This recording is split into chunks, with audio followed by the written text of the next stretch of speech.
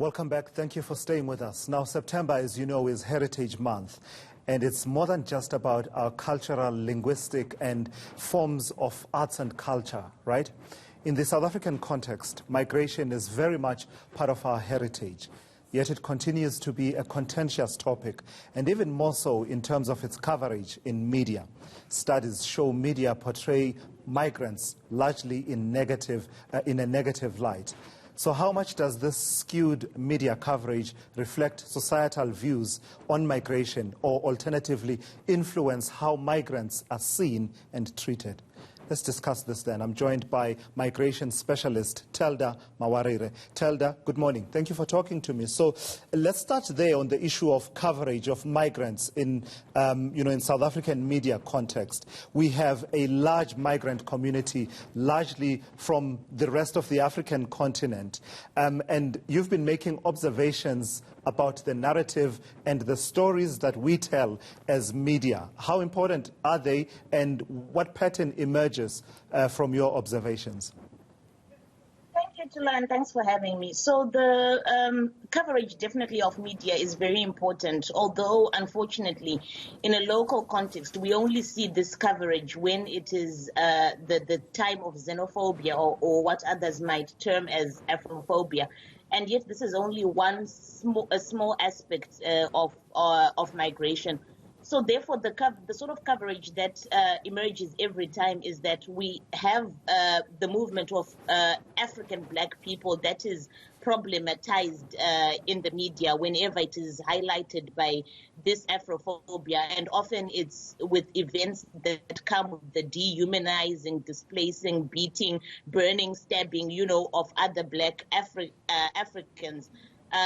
The migration story, as far as it connects to other races that also migrate to South Africa, and South Africans who also migrate to other countries, because there is quite a number who do migrate to other countries. That story, is not told. So what we see in the media, therefore, results in all these negative feelings and connotations against migrants in the societies that they live in. Yeah, in fact, I wanted to ask you that as my next question, that in terms of this cycle, do we get a sense of where the cycle starts? Is it the media coverage that's adding fuel to how migrants are viewed in society, or is the media reflecting perceptions and understandings of migration that are already prevalent, that already have the stories already have a market in our society?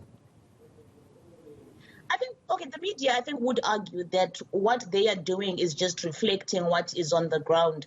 But I think if we look now at a more nuanced a reading of what is in the media, sometimes it's not just a reading of what is on the ground. Sometimes it's also, reflecting back and multiplying the problematic language that exists there, in the society, and some of it is perpetuated through the media. So you have language like, makwere kwere to describe certain people, or other certain negative connotations, and presentation of views such as foreigners being there to steal jobs, or women, as it is sometimes said, and the media not going the full mile in getting the statistics. Then, if there's that allegation, then what is the real situation on the ground? What do the statistics speak to?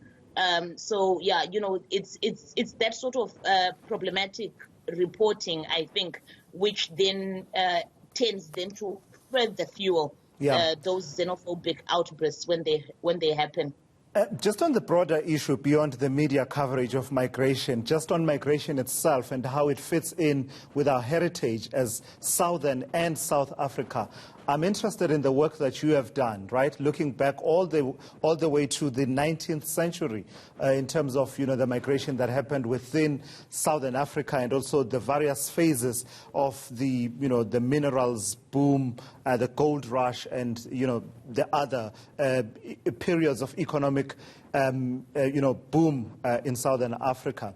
Just looking at it now in the 21st century, is there an appreciation of the extent to which migration is actually part of our heritage, whether we like it or not. We have a large Zimbabwean population, for example, in South Africa, and this is not a situation of the last, 5 years? It's a situation where that population is now an integral part of South African society, whether we like it or not. So is there that sense of appreciation of that heritage?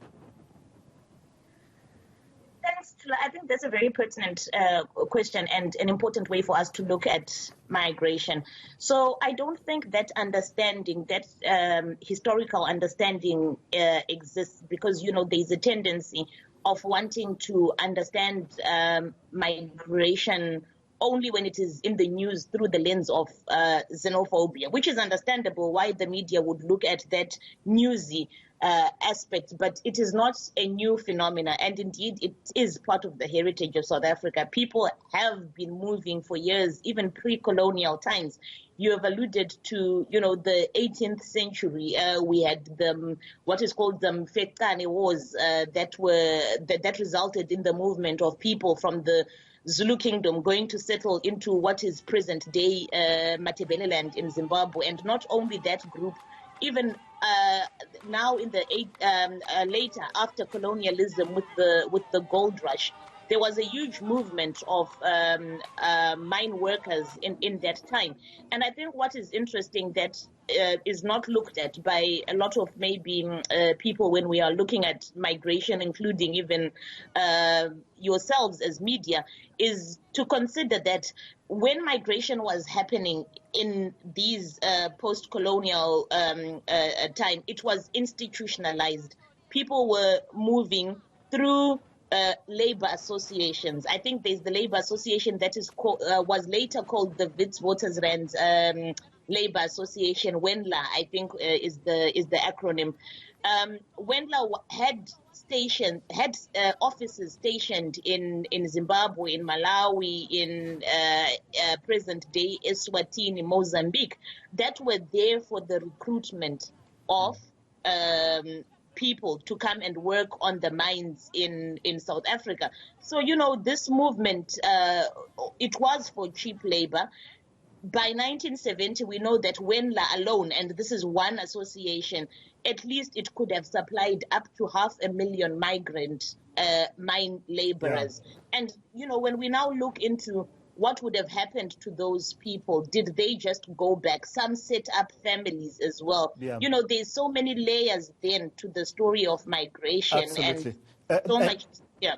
Just because of time, I want to ask you one last question. And I know I made the example about Zimbabweans, but also you can talk about Basotho, you can talk about people from Eswatini also being here. And I think my colleague Masiho Ratlacha was doing a story recently in the Northwest, and I was just interested in the nuances there because it was about Bakhatla here in South Africa, and they sort of had a dispute with the same Bakhatla, but who happened to be on the Botswana side of the fence, and that sort of brought home that whole, nuance about the complexities of our migration story. But what I do want to ask you as my last question is, how do we start steering the conversation in the right direction? What do you say to media practitioners such as myself in terms of how we lead the conversation and enrich the understanding of migration as part of our heritage? I think it just starts to learn with self-reflection, first of all, because you as an individual would have maybe some unconscious biases, perhaps, that you need to reflect on, as every individual would have unconscious bias. Then I think to educate ourselves definitely on the history of migration and also on what has been the long-term impact. We're speaking about heritage on South Africa's present-day culture when it comes to migration.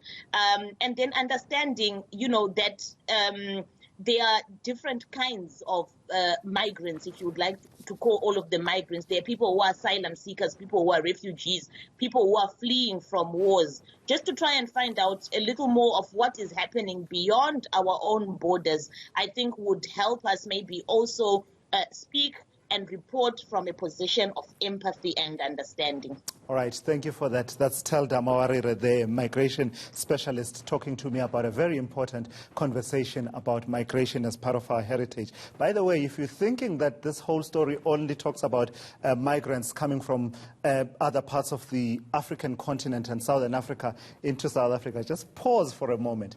We as South Africans have a lot of cousins and sisters and brothers that we don't talk about in a country like Tanzania, for example, right? A few years ago when I went there, I was just struck by the number of people who are born of South African men, largely, who were there during the years of the struggle against apartheid, and they still speak South African languages. I mean, in Morogoro there, I met people who spoke Setswana. There are Matebulas there, there are Simelanes there, Dlaminis there. So before you go on and think that it's all about inward migration into South Africa, pause and think.